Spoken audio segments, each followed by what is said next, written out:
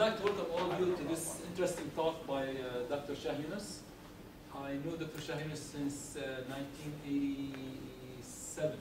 We met at a conference in Texas with all the computational mechanicians were there. Like Zinke, I don't know if you know about Zinkiewicz. He was the father of the finite element method. He was the founder. We met with him. We met Odin from Texas, Austin, and several other big people in the finite element. At that time, I was an assistant professor. I was fresh.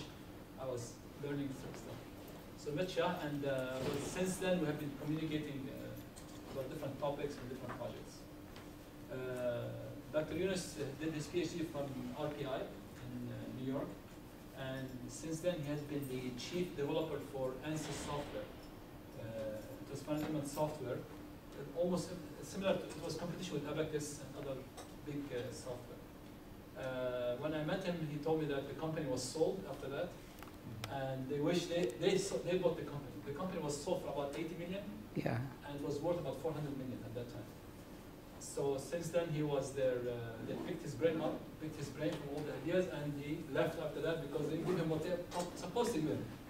So now he's an entrepreneur. He had a lot of ideas, and as you see from his talk, he now he consulted for many big companies, and currently he's the chief technology officer for a company called ESI Group, headquarters in France, and he heads the branch here in the States with over 300 engineers, about 14 offices.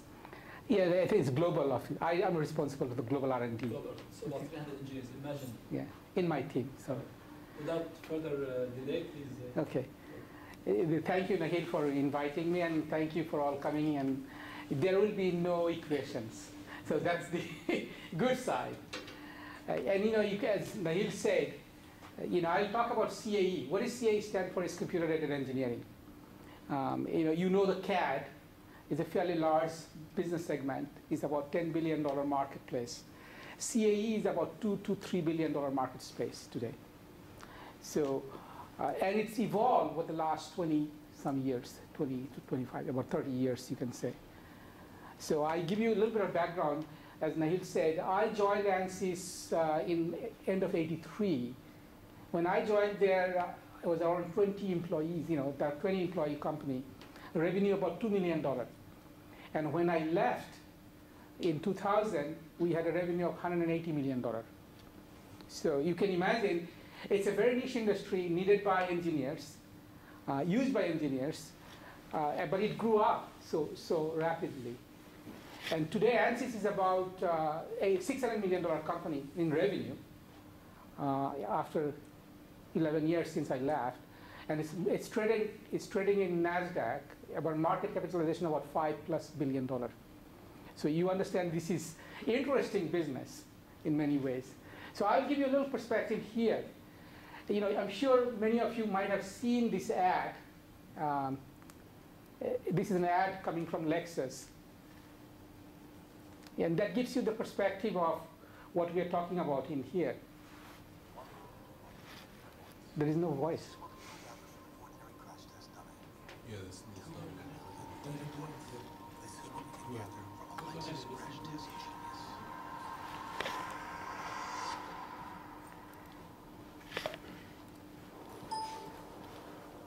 When you pursue industry-leading safety, you don't just engineer breakthroughs in simulation technology.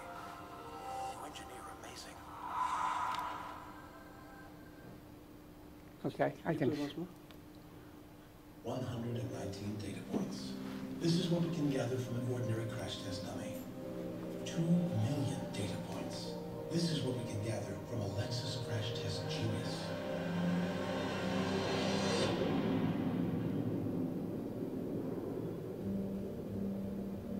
When you pursue industry-leading safety, you don't just engineer breakthroughs in simulation technology, you engineer amazing. So this basically gives you the scope that why simulation all of a sudden becomes interesting. Because you can get a glimpse of what happens in manufacturing systems by experimentation. People have been building cars for the last 100+ years. People have been building planes for the last 100+ years. But it is getting different, much different today, how we build cars than we used to build cars 100 years ago. And this is significantly shaped up by simulations. And you can hear some sample of some companies, in the CAE space. And I put my company, the company I work with, at the bottom. And the word I think I'd like you to follow is the products. What all these companies did, they put numerical physics to be available or to be accessible by engineers. That was the genesis of CAE. We provided numerical physics for solids, numerical physics for fluids, numerical methodology for electromagnetics, numerical methodology for acoustics. So we provide numerical methodology for all other sciences that has implication in engineering systems. And all these companies provide numerical tools, and hence I say products. So I want to really emphasize that what is the shift today? What we see that we think there's much better value than products, and that value will come if we can link products for solving actual real-life problems. You saw Lexus was showing dummies. Dummy for what? Making the car more safer. So that even in an extreme accident, the person who's driving the car, the person who is sitting on the passenger seat, people are sitting in the back seats, they are safe. So we're trying to build a product, end product. So end product requires solutions. So what we think that the next evolution of value can be achieved by coming up with a solution. So this requires a different philosophy. And then once we understand how to solve problems, we have to also understand how people use it in their daily life. Means how companies like GM or Ford or Chrysler or Boeing or Airbus or VW wants to use this solution in their system. So we have to understand their process, how they use it. I think then we can make a bigger impact. Then we have to make a bigger impact by impacting the performance. A car company today, it takes about 24 to 30 months to design a car. From conceptual ideas to coming up with a manufactured car. It takes about 30 months, approximately. If you can shorten that time, you can make them a lot more productive, a lot more efficient. So we're looking for performance gain. We're also looking at, and the more and more, the bigger circle it is, the bigger impact we make in the ecosystem.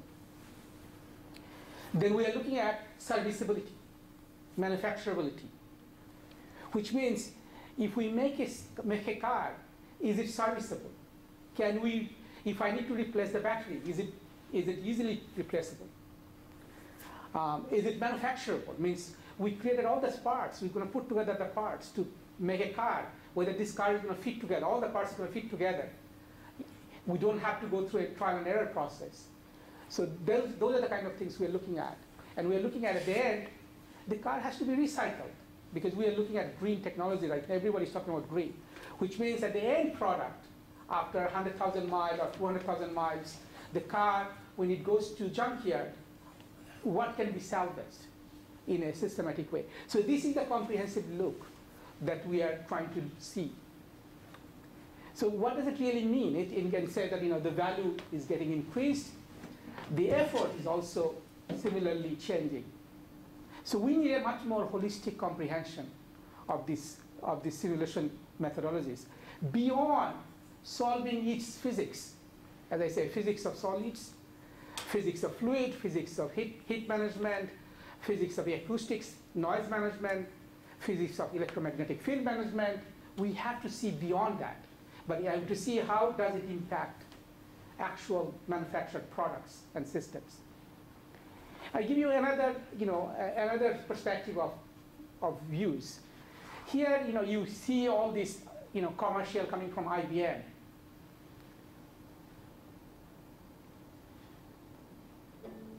There are over 12,000 diseases in the world. Some take years to diagnose and treat. Healthy doctors find insights in a body of medical knowledge that doubles every 5 years. New solutions based on IBM Watson are being developed to help doctors analyze a patient's history, symptoms, and the latest medical literature to make faster, more accurate diagnoses. Hello, my name is Watson. Let's build a smarter planet. So what IBM is doing in here? So basically there's a value gap. Means there is information there, knowledge exists, but there's a value gap at the point of delivery. For, in this case, healthcare. Okay, so IBM is not a bunch of doctors. These are a bunch of scientists, computer scientists, people who understand where the value gaps are. And so they are they're capitalizing their own internal knowledge and the knowledge of the outside people and coming up with a value offer for the marketplace, and thereby able to change the world and increase people's performance and increase impact on life. So that's basically where we should look at engineering problem also, manufacturing problem also. And you can see manufacturing problem also has significant impact on what we do. I think last week, Boeing lost something like $10 billion worth of order. It was a signed order from China, Chinese airlines, for delivering something like 787 planes. But it is 3 years delayed. Manufacturing of 787 is 3 years delayed. So it is going to cost a lot of jobs. It's going to cost a huge impact for Boeing and the U.S. Economy and U.S. marketplace. So similarly, what I'm trying to say that this value gap exists even in our world, in the engineering world, in the manufacturing world. So for us to comprehend this value gap and then be able to deliver on that gaps, which is meaningful, that will generate a lot of value for people who are able to see it, understand it. So the challenge in here is for us to provide solution for the manufacturing industries, for the people who make things. We have to understand what is causing them pain, where the challenges are. But the components will come from software IT, which is many of you are expert at, computer science and software IT and database and visualization. You have to have a significant and strong background in mechanics, computational physics. We have to have a strong understanding of computational materials, which you have at this place with NanoHub. And computational geometry, because engineers don't write things, they draw things. They work with actual geometric, the language of their world is geometry. So you can see, hence the CAD companies are in play. So we have to be master at geometry, we have to be master at materials, where the material is coming from. We have to be master of understanding physics and physics of behaviors. And we have to be able to put it together from software perspective so that people can use it, average people can use it and make value out of it. But to do what? Where the value gaps are.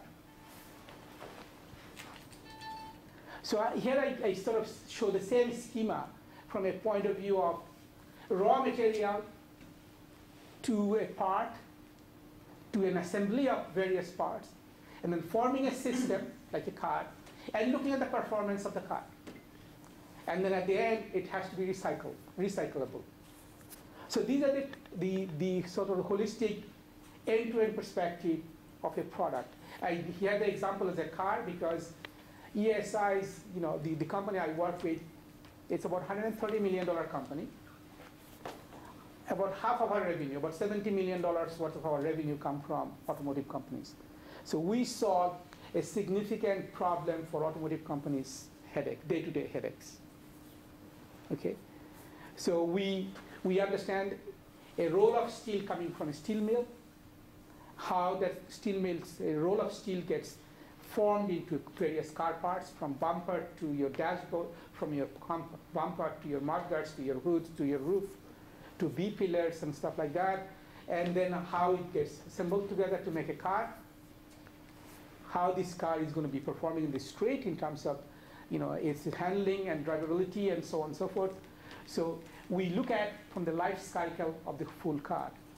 And you can see that we are looking at from a micro scale properties of the various materials that we use, which is steel, aluminum, is primarily, and plastics and composite materials, to final product of an end car, and then its final behavior.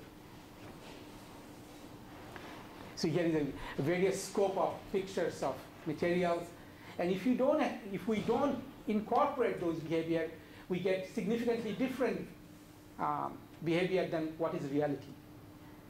So we have to be very smart how we incorporate knowledge from a micro scale to a macro scale in a product scale. So here is sort of our galaxy of products. I don't want to say products per se, but this is how we sort of conceptualize various solutions. And then when it comes to a global system, we put together these various systems. So we can simulate casting of various metals and metal alloys, welding and heat treatments. Means all these parts has to be put together by welding and riveting and assemblies, from fluid dynamics to electromagnetics. You can see the car park themselves today. How do they do that?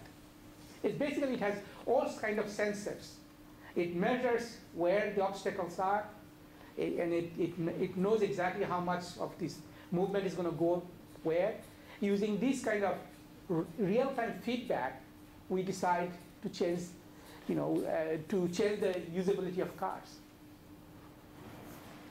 So you can see a whole array of sort of this point solution that we generate. From there, we generate a global car. So you can see historically, if we just did only one part of that solution, just like CFD, we did a fluid flow analysis on the exterior of a car to find the aerodynamics of the car. But that should not be good enough. That's not a whole car. The people are not interested just to find the external aerodynamics of the car or some noise characterization of the car. People want to build the whole car. And that's to us, is the most disruptive value proposition, which means we have to give a framework so that all of these, the car-related numerical problems can be solved numerically, virtually on a computer. Hence, we coined the term called virtual prototype. Rather than building actual prototype of a car, can we build the actual prototype of a car on a computer and then play real time to see how can we change the characteristics for desired behavior. So here is a sort of whole sets of, even some of them are regulatory requirement, government requirement. We just cannot put out a car without going through crash and safety rating of the car. Because you see the car gets 5-star rating, 4-star rating. The car gets rated that, at 60 miles per hour, how many feet it's going to drive if you break the part, if you press your brakes. So these are government requirements. You see that, from a performance of a car, with the noise, people are measuring the noise when you close the door, what kind of noise it makes. When we close the trunk of a car, what kind of noise it makes.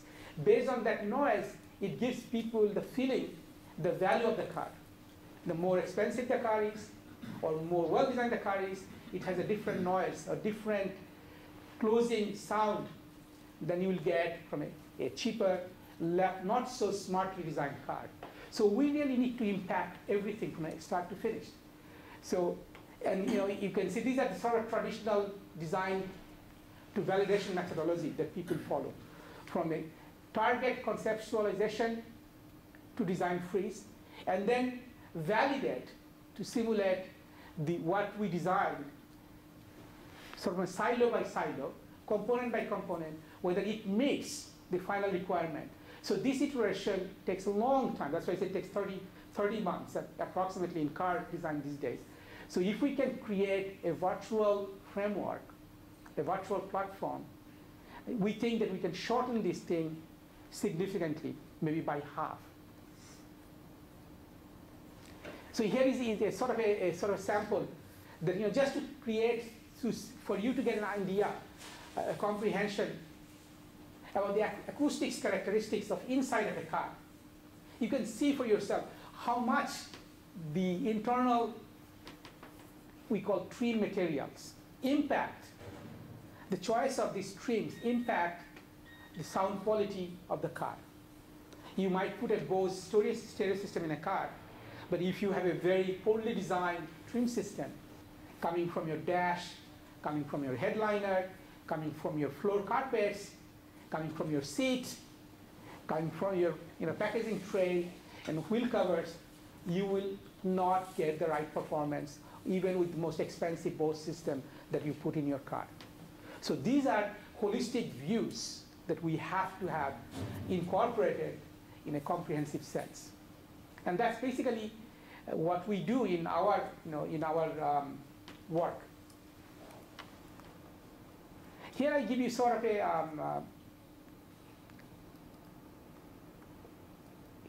I just want to show you a small video that, in what level of fidelity we take. This is a car, it's in operation, it's in production. I'm sure some of you can figure it out, which car is it. It's a Honda car. So we are basically taking a very naked car and driving on a simulated road. And looking at, in every fidelity, what each joint, its connectors, is going to behave, how it's going to impact drivability on a rough road to a smooth road. What is going to be life? We can simulate 100,000 miles, we can simulate 150,000 miles, we can simulate 30,000 miles. So we can really simulate the lifespan and service requirement of this car by going through this kind of a process of evaluation and studies. So people do it today by making actual car, by putting together these naked cars and putting it on a lab or driving it. Sometimes they drive it on actual inside driving tracks of a car companies. But we can do it on computer. That's basically the purpose here. You can see that we can go any fidelity you want and check it, every joints, every rivets.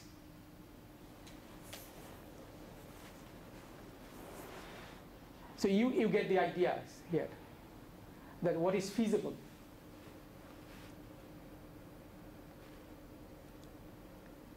And even this, today, it has its own challenges. To create a model like this level of fidelity, it takes months at times. And then you can change things around a lot easily. But to create one model like this, if you can find a way to shorten it, make it a lot more usable, a lot more obvious, that would be a huge contribution for these automotive companies.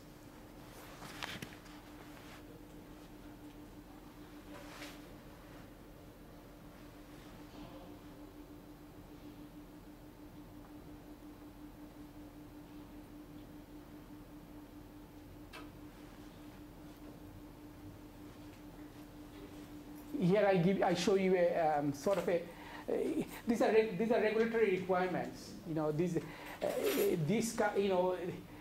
We have cars on the road which are much smaller than some other cars, are significantly larger. So we would like to see the behavior of these various cars on head-on collisions and side impact collisions, and we do that numerically and by simulation, crash dynamic simulations.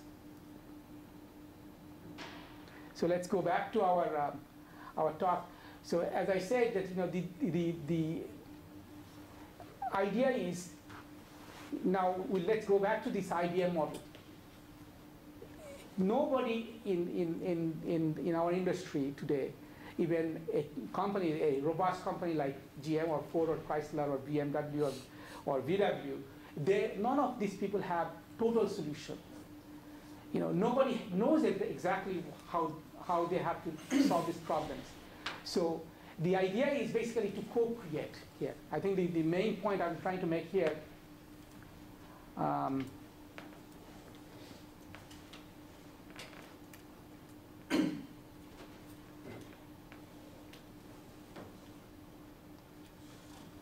so the virtual engineering in real life for meaningful impact can only be done by co-creation between people who have been working in this domain for a long time, like people like ourselves, people in academia, because there are a lot of methodologies are coming from your academic research, people in the industries who have been really building cars for 100+ years today. So there are a lot of learned knowledge. If we can put together all of our knowledge together, this is sort of that's part of the reason I showed the IBM. Because IBM is not a healthcare company, but they're impacting healthcare. So the methodology should be exactly like IBM. You create a framework so that virtual engineering can be a reality. So, and everybody has a role to play. That's basically the point I'm trying to make. And here I show you another example of, we don't have to throw out the knowledge that we already have, because cars have been built for 100+ years, as I said. And from model to model, there are not much significant differences take place. Here is an example of airbags. So what we are doing in here, we have a framework.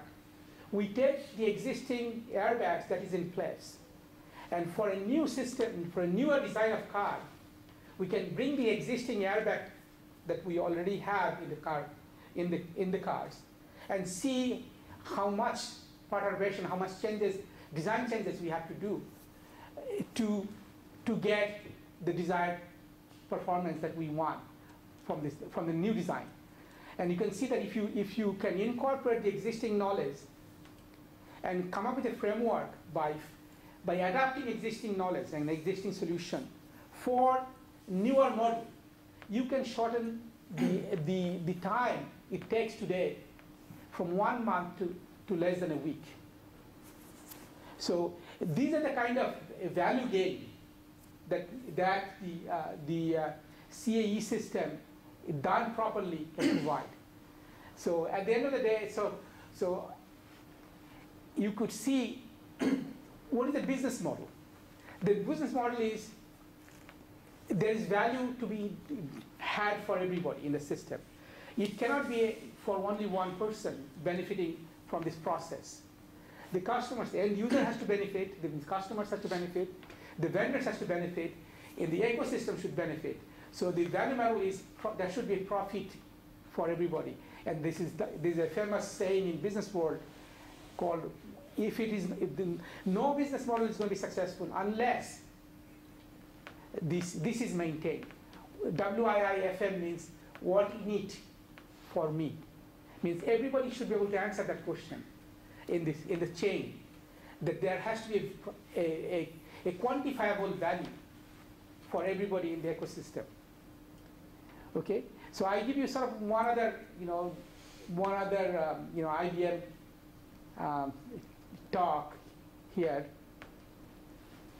So what again IBM says? All over the world, cities are learning from other cities.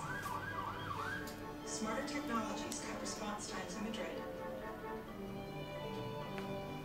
while monitoring water systems in Washington, D.C. Built off analytics that predict traffic in Singapore and help prepare for flooding emergencies in Rio. 2,000 projects underway. IBM is helping make cities smarter. I'm an IBMer. Let's build a smarter planet, city by city.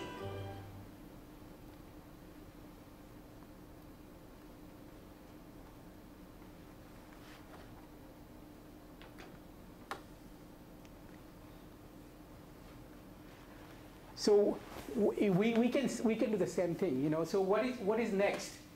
What I said, what is next in here is, what we are doing as the next steps of our work is we are looking at, in real life, using virtual reality, usability of what engineered system will produce, manufacturability, and serviceability. And with that, I'll show you a sort of again one. This was one of our latest acquisitions, so I just want to show you. I do ergonomics. Products which are to be convenient for people and safe to operate must be tested for ergonomics and user-friendliness at an early stage. Using the I do ergonomics human model, such questions can be answered at an early stage on the basis of 3D data without requiring a physical prototype. Virtual people can be used to test operating components for accessibility and operability, to perform position and discomfort analyses, and to evaluate the visual field accurately. Using the interactive simulation, information about loads can be collected and made directly visible using high-quality visualizations of the body geometries. A motion tracking function enables realistic movements to be transferred directly onto the virtual human model. By means of the spatial one-to-one display in virtual reality, ergonomic questions can be solved extremely efficiently, clearly, and securely. I do ergonomics, helping you optimize the ergonomics and user-friendliness of your products and reduce the number of physical prototypes required.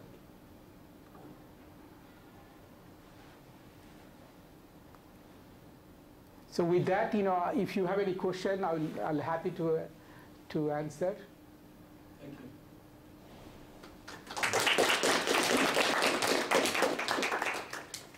So now we open the stage for questions. So just throw any question you like. I just came to the last part of it, but you had talked about auto industry. Have you covered any of the agricultural machinery design, like tractors? Yes, we have some users in your neck of the wood as well. Okay. So how can this idea, can go to other fields? If you're doing about cars, how does it go to other design areas of engineering? I give you, this is an interesting question. I think a lot of times you will see that we human beings, we try to build things which is not experimentally feasible. We cannot really make it in experiments. I show you an example in here. I'm not sure if many of you know, in Saudi Arabia during the festival of sacrifice, they get something like 3 million visitors for pilgrimage. So they had to create some structures. That structures are sustainable. So here is it's an umbrella type of structure. The span of these structures are, you can see it's 2 basketball court. If you can put together side by side 2 basketball courts. Each of these umbrellas of this size, 2 basketball courts.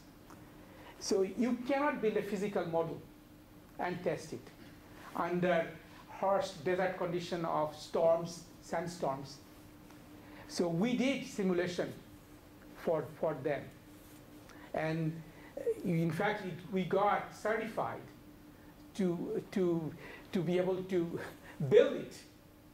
And so there are physical structures like that requires that a virtual simulation is the only answer. You can see some of the parts of 787s and A380 again could not be built from an experimental to be able to build actual plane. It had to be built only way to validate that it is safe to fly. How often are the power models at this point? Like, when you compare the model to actual test drive, are they pretty much the same, or are there possible discrepancies that aren't taken into account for? It means this car, the same car is being designed using simulation? Yeah. I would say a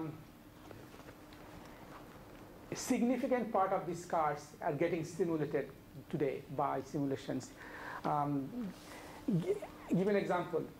To get a crash certification of a car, even 10 years ago, you have to go through probably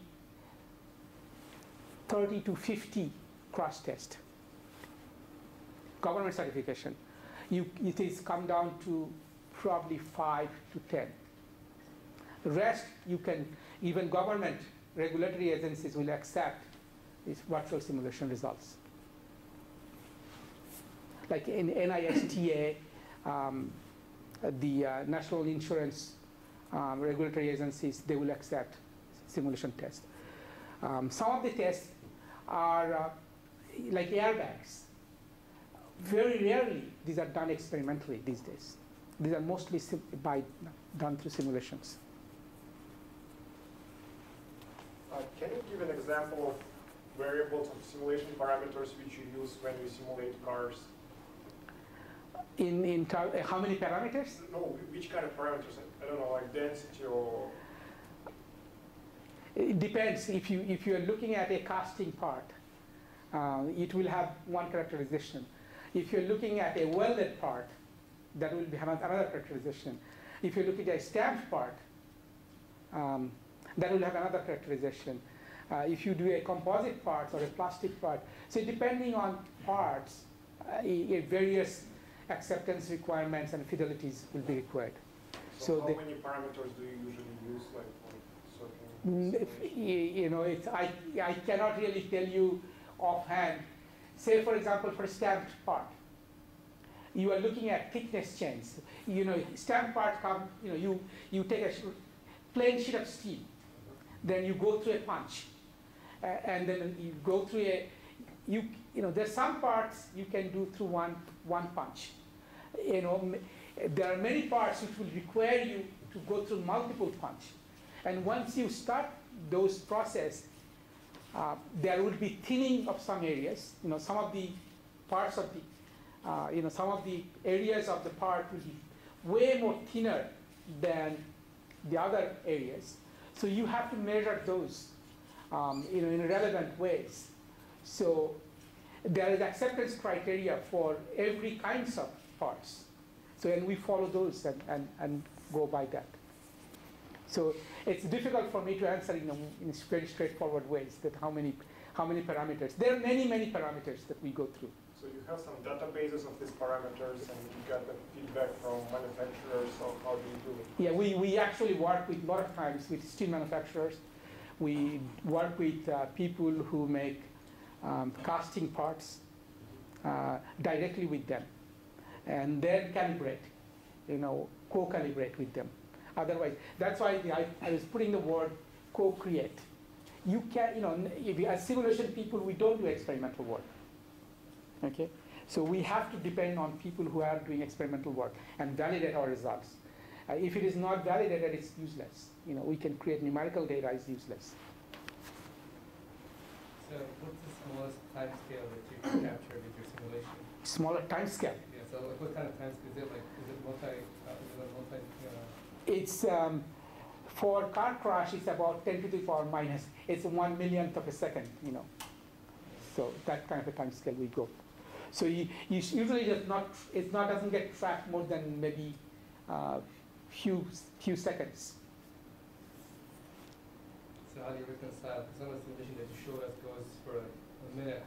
Oh no, these are road simulation. These are not crash simulation. Oh, this simulation can go on forever, because you can put a virtual car, on a track, and run for. You have to simulate 100,000 miles of a car. So you can simulate it, on a rough road for a long period of time. But you don't capture the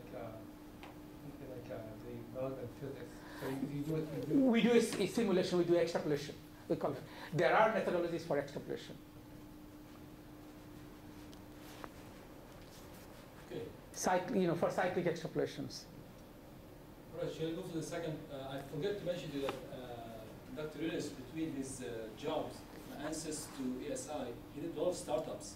So I'd like also now to move to the discussion about startups and advice for students about career, startups. How do you move students? Yeah, this is an interesting perspective. Here is also, I'll show you a very interesting, I'm not sure, many of you probably have seen this rant. I think you told me that you have heard about that rant. They call it rant.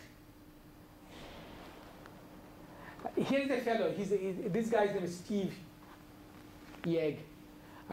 This guy is working, he worked for about 7 years at, it says, Steve said Google platform rant. You see this? So just, you will be able to see this thing yourself. This fellow worked for Amazon for about 7 years. And after 7 years, he quit Amazon and joined Google.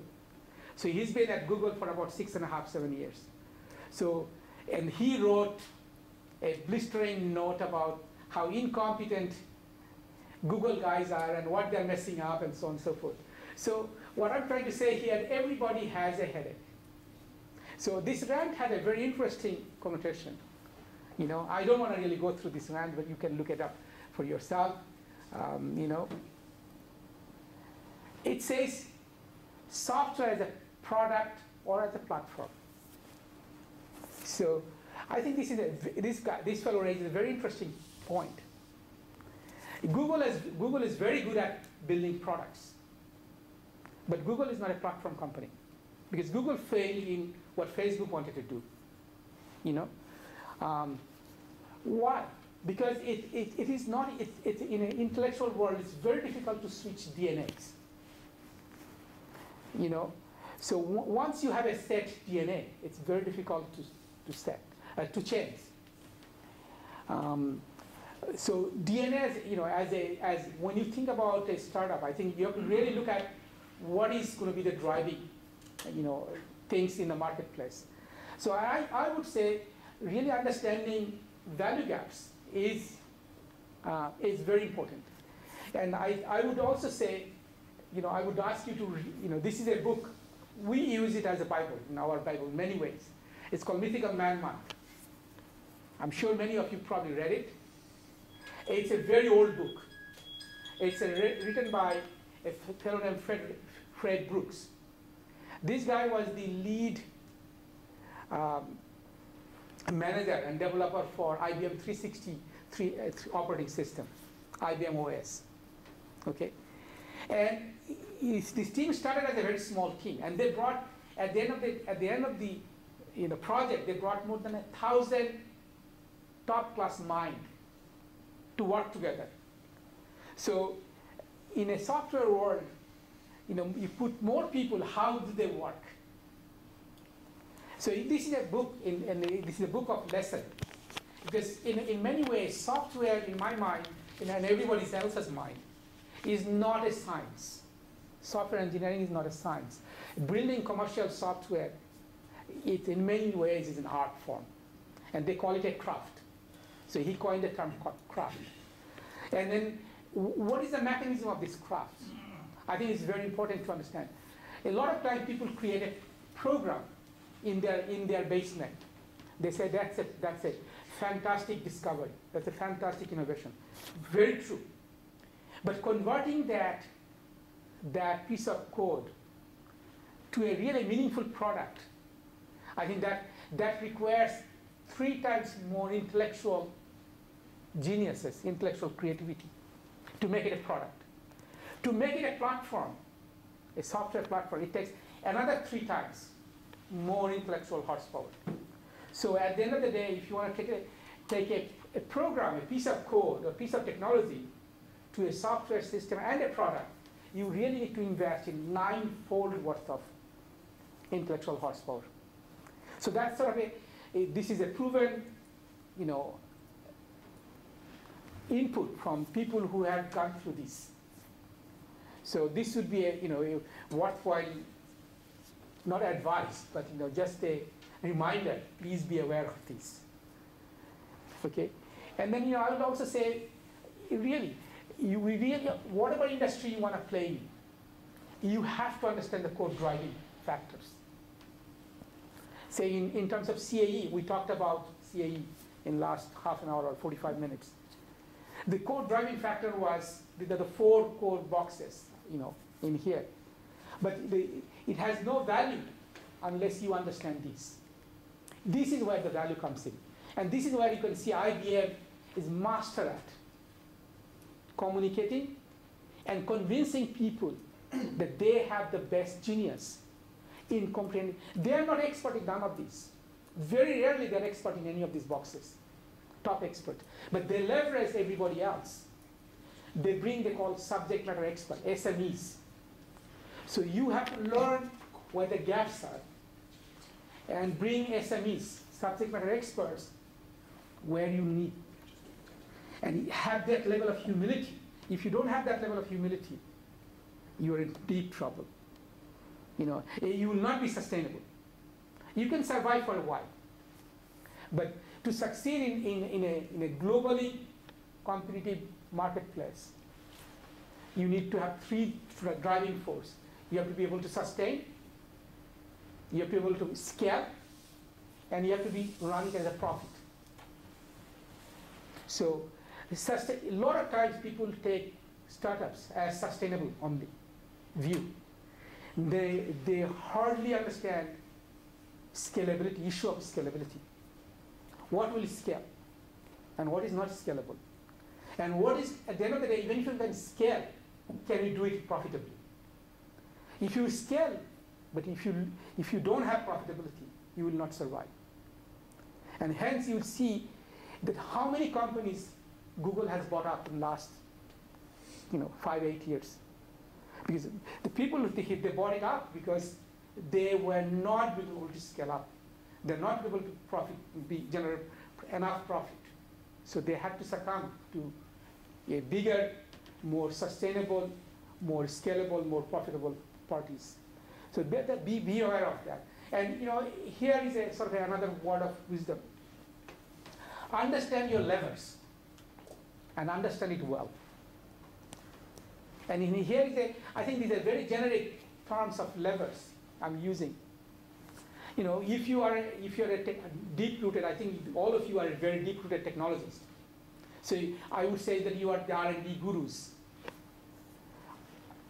Understand what the sales and marketing people are finding out. Because you have to be able to learn to leverage your other people. People who sell the stuff, you might say, oh, they're just sales guys. They don't know anything. Listen to them. They will give you a lot of insights, a lot of clues, what is going on, what is sellable, what is not sellable. A lot of times as R&D gurus, we ignore them. And I think hence a peril. So use them as levers. And then today's world, there are a lot of open source stuff. Today's world, there are a lot of OEM stuff. There a lot of wheels have been existing. You don't have to reinvent all the wheels. Try to lever it as smartly as you can. And also understand who is your competition. Who are you going to try to compete with? Understand what drives them. What makes them successful. Find out their vulnerabilities. Find out their strengths. And capitalize on that. That's basically it. So this is sort of my 2 cents worth of word of wisdom. So, and if you really look at nuts and bolts into it, you will see that if you really comprehensively figure it out, these things, you will not go wrong. You will be quite successful. Okay. So from what you discussed in terms of scalability, it sounds like that it's very difficult for a small company to survive. Today's world, I think this is something you will see you see it quite interestingly. If it is not a viral product, if it's not a web type viral product, it's difficult because how do you market in Germany? How do you market in France? How do you market in China? How do you market in India?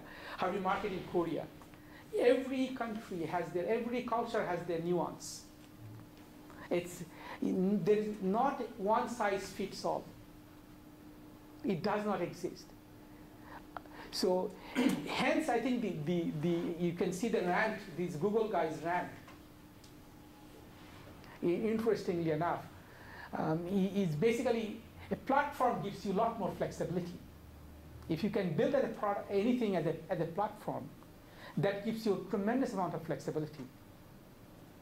You know, what Facebook people could achieve, you know, in terms of getting almost 1 billion people to sign up with them across the world, and because they have probably by far the best platform in the software space in the world today,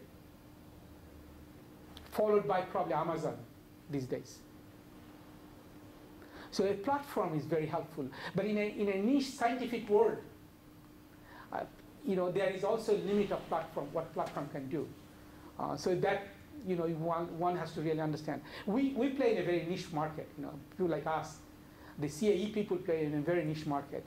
Although there may be a trend that if you can create very, very smart apps and put it out at a $500 a piece, you know, rather than a $1 app, a $1,000 app, if you can create a really highly usable $1,000 app, you might be quite successful. So you have to look for a business model that really creates value. So and then, you know, you have to always ask the question, WIIFM. I use the word WIIFM. What is in it for me? Everybody really has to find out in the food chain. If you can answer that question, then I think you could have a scalable solution. Any other question? What do you think about consolidation in the auto industry? I mean, now maybe you sell your product like to 10 companies, maybe in 5 years it will be just 2 companies. Will it still be okay, or do you see it as a threat or what? Like, because in semiconductor industry it's very similar. Yeah, in auto, I think auto industry come to a sort of, you can say, a equilibrium. If you look at in US, we have basically come down to 2.5. Ford and GM, independent. Chrysler is not independent, it's with Fiat. Okay, so it's 2.5. Germany is VW, BMW, and Daimler, 3. Okay. France has 2. Skoda, not Skoda, Peugeot, and Renault Nissan. Japan has, you know, you can say for all practical purpose, 2. Nissan is with Renault. It's Toyota and Honda. Okay, everybody else is with somebody else. And Korea has 1. Okay, so India has none of its own. Tata, you can say, it is there, but it's a global conglomerate, you know, and they don't really compete outside India. Although they have Jaguar today. China has few in-house. I think they're trying to be independent. Mostly China is satellite of GM or satellite of VW or satellite of somebody else. The Geely is, I think they're trying. So I think this is sort of a global volume state. I think it's pretty equilibrium. I don't anticipate going anything lower than this. I think consolidation has already happened in this industry. Aerospace is fairly consolidated. You know that aerospace is Airbus and Boeing, and then a few other smaller ones. Okay, I think we can continue discussion over dinner. Sure. Sure. Thank you very much. Sure.